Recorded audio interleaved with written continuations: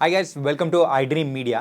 మరి గాల్ బ్లాడర్లో వచ్చే స్టోన్స్ అది మరి ఎంత తీవ్రంగా ఉంటాయి, మరి వచ్చినప్పుడు మనం తీసుకోవాల్సిన జాగ్రత్తలు ఏంటి, వీటన్నిటి గురించి ఈరోజు మనతో పాటు మరి డిస్కస్ చేయడానికి డాక్టర్ అశ్విని కుమార్ మైనని గారు మనతో పాటు ఉన్నారు. ఆయన కన్సల్టెంట్ సర్జికల్ గ్యాస్ట్రోఎంట్రాలజిస్ట్. మరి గాల్ బ్లాడర్ స్టోన్స్ గురించి ఆయన్ని అడిగి తెలుసుకుందాం. Hi sir, so welcome to I dream media. Hello. Yeah sir, present అయితే కొన్ని సిచ్యువేషన్స్లో కూడా గర్ల్ బ్లాడర్ స్టోన్స్ అనేది కూడా కొంచెం తీవ్రంగా అవుతున్నాయి. అసలు ఎందుకు ఇంత తీవ్రంగా అవుతున్నాయి, దాని అంటే డిటెక్ట్ చేయడానికి గల లక్షణాలు ఏంటంటారు? జనరల్గా పై పొట్టలో నొప్పి వస్తాం, ఫ్యాటీ ఫుడ్స్ తిన్నప్పుడు డిస్కంఫర్ట్గా అనిపించటము, లేకపోతే చాలామంది దాన్ని గ్యాస్ట్రైటిస్ సిమ్టమ్గా తీసేసుకుంటూ ఉంటారు. యా. సో అప్పుడు ఫస్ట్ టైం వచ్చినప్పుడే కొంచెం సింపుల్ టెస్ట్ అయిన అల్ట్రాసౌండ్ అబ్డామిన్ అనేది చేయించుకుంటే మనం ఇది ఈజీగా డిటెక్ట్ చేయొచ్చు అనమాట. చాలామందిలో అది అన్డిటెక్టబుల్లే ఉంటుంది. కాకపోతే మనకి ఈ మధ్య వచ్చిన స్క్రీనింగ్ మెథడ్స్, ఇప్పుడు ఏదైతే మాస్టర్ హెల్త్ చెకప్స్ అవి ఉన్నాయో అందులో కంపల్సరీ అల్ట్రాసౌండ్ అబ్డామిన్ అనేది ఉంటుంది. సో అందులో చాలామంది ఇన్సిడెంటల్గా కూడా దొరుకుతూ ఉన్నాయన్నమాట మనకి. సో బేసికల్గా పై పొట్టలో వచ్చే నొప్పిని అశ్రద్ధ చేయకుండా ఒకసారి కన్సల్ట్ చేసి స్కాన్ అనేది తీయించుకుంటే మనం దాన్ని తొందరగా కనిపెట్టి ఈజీగా ట్రీట్ చేయొచ్చు. ఓన్లీ గాల్ బ్లాడర్లో స్టోన్స్ అది అంటే ఎన్ని సెంటీమీటర్స్ కానీ లేకపోతే ఎంత తీవ్రానికి తరంగా తీసుకెళ్తుంది సార్ ఆరోగ్యాన్ని? అంటే దాన్ని సెంటీమీటర్స్ సంబంధం లేదండి. గాల్ బ్లాడర్లో స్టోన్స్ చిన్నవైనా సరే ఇబ్బంది పెట్టచ్చు, పెద్దవైనా సరే ఇబ్బంది పెట్టచ్చు. సో చిన్నవైతే అంటే కిందకి జారి మనకి జాండిస్ రావటం కానీ, లేకపోతే ప్యాంక్రెటైటిస్ అనే పెద్ద జబ్బు రావటం కానీ ఇట్లాంటి జరుగుతుంది అనమాట. పెద్దదైతే కనుక దాన్ని బయటికి వెళ్ళే దారికి అడ్డం పడి అప్పుడు గాల్ బ్లాడర్ ఇన్ఫెక్షన్ అయిపోయి అది బాగా చీముతో నిండిపోయి కొంచెం పగిలి చుట్టుపక్కల కూడా అంటుకునే అవకాశం ఉంటుంది. సో ఇవన్నీ ఎక్స్ట్రీమ్ సిచ్యువేషన్స్.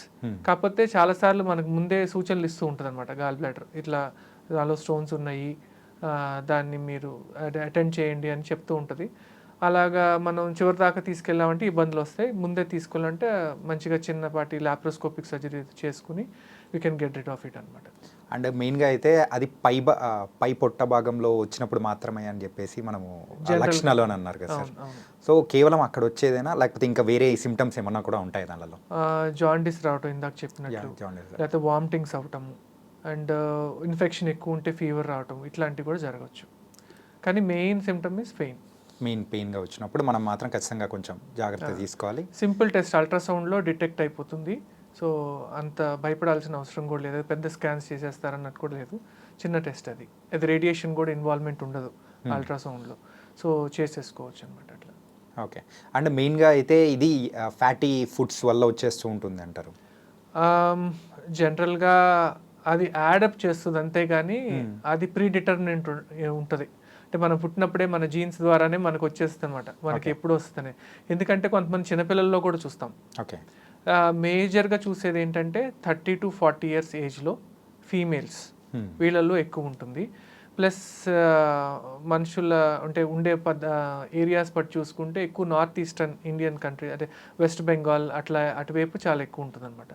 వాళ్ళల్లో ఏంటంటే కాంప్లికేషన్స్ అయ్యేది కూడా ఎక్కువ ఛాన్సెస్ ఉంటాయి, అండ్ క్యాన్సర్గా మారే ఇది కూడా ఎక్కువ ఉంటాయి. సో మనకంత ఛాన్స్ లేదు కానీ బట్ ఇబ్బంది అయితే వేరే రకంగా కూడా పెడుతుంది అనమాట అట్లా. అండ్ ఇది అంటే గాల్ బ్లాడర్లో ఉన్న అంటే స్టోన్స్ ఉన్నాయని తెలిసిన తర్వాత సో సెల్ఫ్గా హీల్ అవ్వడానికి ఏమన్నా ఆప్షన్స్ ఉంటాయి? ఓన్లీ సర్జరీ ద్వారా మాత్రమే మనం క్యూర్ చేసుకోవచ్చు? చాలామంది అడిగే ప్రశ్నే ఇది. జనరల్గా ఒకసారి ఫామ్ అయినవి తగ్గే అవకాశం ఉండదు. ఫర్దర్గా ఫామ్ అవ్వకుండా ఏమన్నా మందులు ఉన్నాయి కానీ అవన్నీ టెంపరీనే. ఏంటి లైఫ్ లాంగ్ తీసుకుంటే ఉంటుంది అలాగా, లేకపోతే కరిగించడానికంటూ ఏమీ లేదు.